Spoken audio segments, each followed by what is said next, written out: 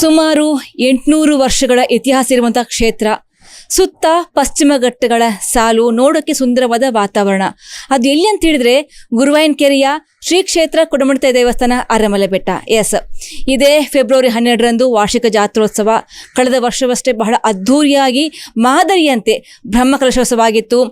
ನವಶಕ್ತಿಯ ಶಶಿಧರ್ ಶೆಟ್ಟಿ ಬರೋಡ ಹಾಗೆಯೇ ಇಲ್ಲಿಯ ಅನುವಂಶಿಕ ಆಡಳಿತ ಮುಕ್ತೇಸರಾಗಿರುವಂತಹ ಸುಕೇಶ್ ಕುಮಾರ್ ಕಡಂಬು ಇವರ ಒಂದು ಮುನ್ನಡೆಸೋದ್ರಲ್ಲಿ ಬಹಳ ಅದ್ದೂರಿಯಿಂದ, ಜೊತೆಗೆ ಇಲ್ಲಿರುವಂತಹ ಊರ ಭಕ್ತಾದಿಗಳ ಎಲ್ಲರ ಒಂದು ಮುತುವರ್ಜಿಯಿಂದ, ಮುಂದಾಳತ್ವದಿಂದ, ಅವರ ಭಕ್ತಿಯಿಂದ ಬಹಳ ಅದ್ದೂರಿಯಾಗಿ ಬ್ರಹ್ಮಕಲಶೋತ್ಸವ ಆಗಿತ್ತು. ಇದೀಗ ವಾರ್ಷಿಕ ಜಾತ್ರೋತ್ಸವ ಇದೇ ಫೆಬ್ರವರಿ 12ಕ್ಕೆ. ಇದೀಗ ನೋಡ್ತಾ ಇರ್ಬೋದು, ಇನ್ನೊಂದು ಬಿಂಡುದಲ್ಲಿ ಎಲ್ಲ ಕೆಲಸಗಳು ಆಗ್ತಾ ಇದೆ.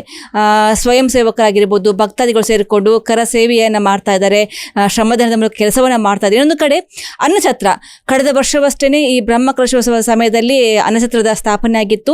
ಇದೀಗ ಈ ಒಂದು ಜಾತ್ರಾ ಮಹೋತ್ಸವಕ್ಕೆ ಅದಕ್ಕೆ ಟೈಲ್ಸ್ ಅಳವಡಿಕೆ ಕೂಡ ಆಗ್ತಾ ಇದೆ.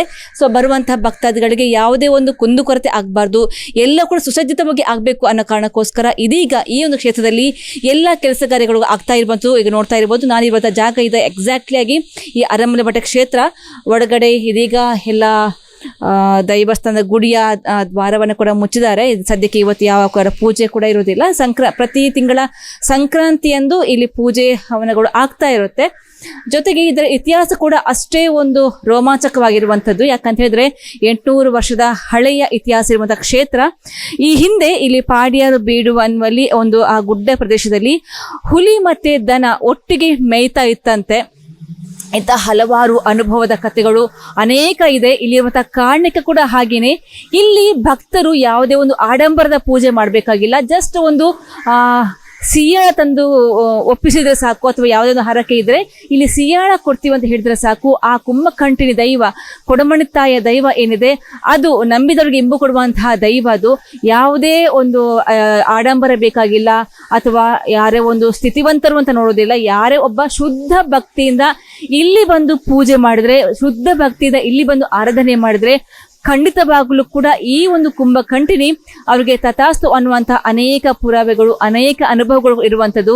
ಜೊತೆಗೆ ಯಾವುದಾದ್ರೂ ವಾಹನಗಳು ಕಳುವಾದ್ರೆ ಅಥವಾ ದನಗಳು ಎಲ್ಲಾದ್ರೂ ಕಳ್ಳತನ ಆಗಿದ್ರೆ ಇಂತಹ ಇಲ್ಲಿ ಬಂದು ಒಂದು ಹರಕೆನ ಹೋದ್ರೆ ಈ ಕೆಲವೇ ದಿನಗಳಲ್ಲಿ, ಕೆಲವೇ ತಿಂಗಳಲ್ಲಿ ಅದಕ್ಕೆ ಒಂದು ಪರಿಹಾರವಾಗಿ ಅದನ್ನೊಂದು ಕಂಡು ಹುಡುಕುವಂತಹ ಎಲ್ಲ ಕೆಲಸವನ್ನು ಕೂಡ, ಸಿಗುವಂಥ ಕೆಲಸವನ್ನು ಕೂಡ ಈ ದೈವ ಮುಂದೆ ನಿಂತು ಮಾಡುವಂತಹ ಅನೇಕ ಅನುಭವಗಳು ಇರುವಂಥದ್ದು.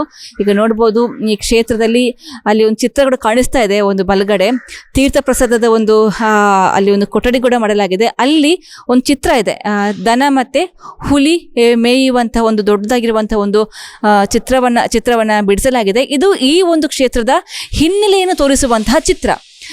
ದೂರದ ಒಂದು ಇಲ್ಲಿಂದ ನಾವು ನೋಡಿದಾಗ ಸುತ್ತಮುತ್ತ ಫುಲ್ಲು ಹಸಿರು ವಾತಾವರಣ ಕಾಣಿಸುತ್ತೆ. ಎಲ್ಲ ಕಡೆ ಕೂಡ ಪಶ್ಚಿಮ ಘಟ್ಟಗಳು ಕಾಣಿಸುತ್ತೆ. ಬಹಳ ಎತ್ತರದಲ್ಲಿರುವಂತಹ ದೇವಸ್ಥಾನ ಇದು.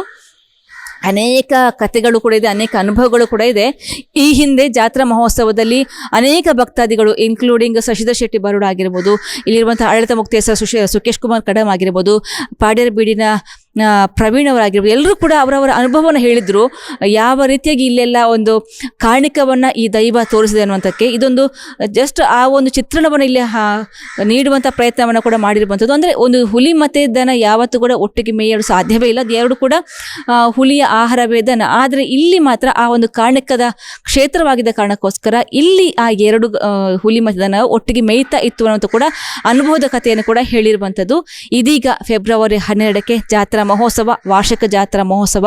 ಪ್ರತಿ ತಿಂಗಳ ಸಂಕ್ರಾಂತಿಯಂತೂ ಇಲ್ಲಿ ವಿಶೇಷವಾಗಿ ಪೂಜೆಗಳು ನಡೆಯುತ್ತೆ, ಅನ್ನದಾನ ಕೂಡ ಆಗ್ತಾ ಇರುತ್ತೆ. ಇದೀಗ ಜಾತ್ರಾ ಮಹೋತ್ಸವಕ್ಕೆ ಎಲ್ಲ ತಯಾರಿಗಳು ಆಗ್ತಾ ಇರುವಂಥದ್ದು. ಇನ್ನೊಂದು ಇಲ್ಲಿ ನೀವು ದೀಪಸ್ತಂಭ ನೋಡ್ತಾ ಇರ್ಬೋದು, ಬಹಳ ಆಕರ್ಷಕವಾಗಿರುವಂತಹ ದೀಪಸ್ತಂಭ. ಈ ಒಂದು ದೈವಸ್ಥಾನಕ್ಕೆ ವಿಶೇಷ ಕಲೆಯನ್ನೇ ಕೊಟ್ಟಿರುವಂಥದ್ದು.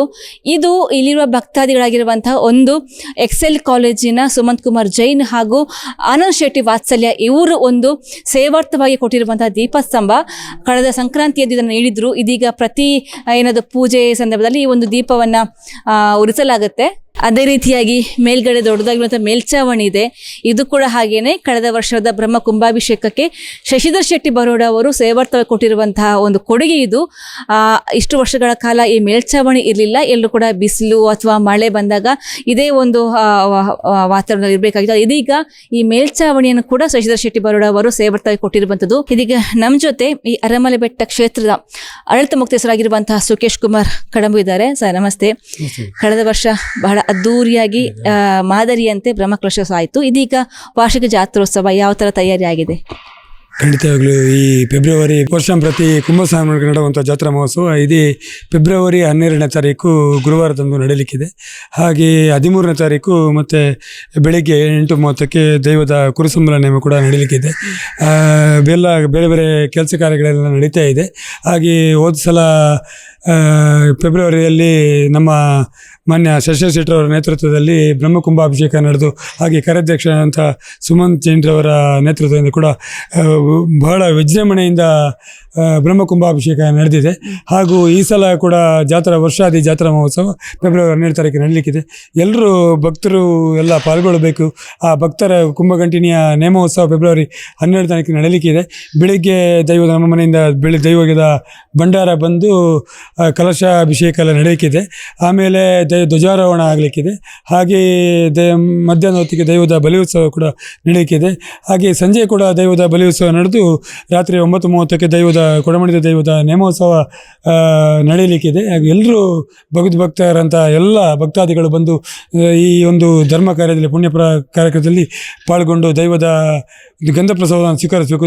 ಹಾಗೆ ಅವರ ಮನಸ್ಸಲ್ಲಿರುವಂಥ ಏನು ಒಳ್ಳೆಯ ಭಾವನೆಗಳು ದೇವರಲ್ಲಿ ಬೇಡಿಕೆ ಇದೆ ಆ ಎಲ್ಲ ಬೇಡಿಕೆಗಳನ್ನು ಕುಂಭಗಂಟಿನಿ ನೆರವೇರಿಸಿದಂಥ ನಾನು ದೈವದ ಕೊಡಮಣಿನ ನಾನು ಪ್ರಾರ್ಥಿಸುತ್ತಾ ಹಾಗೆ ಎಲ್ಲರೂ ಈ ಕಾರ್ಯಕ್ರಮದಲ್ಲಿ ಪಾಲ್ಗೊಳ್ಳುವಂತ ಅಂತ ಕೇಳ್ಕೊಳ್ತಾ ಇದ್ದೀನಿ.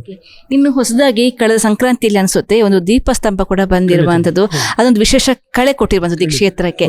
ಇದರ ಬಗ್ಗೆ ದೀಪ ಅಂದರೆ ಎಲ್ಲರೂ ಭಕ್ತಾದಿಗಳಿಗೆ ಹೇಳ್ತಿದ್ರು ನಾವು ಇಲ್ಲಿ ಏನಾದರೂ ಒಂದು ದೇವರಿಗೆ ಉರಿಸುವಂಥ ಒಂದು ದೀಪದ ವ್ಯವಸ್ಥೆ ಆಗಬೇಕು ಅಂತೇಳಿ.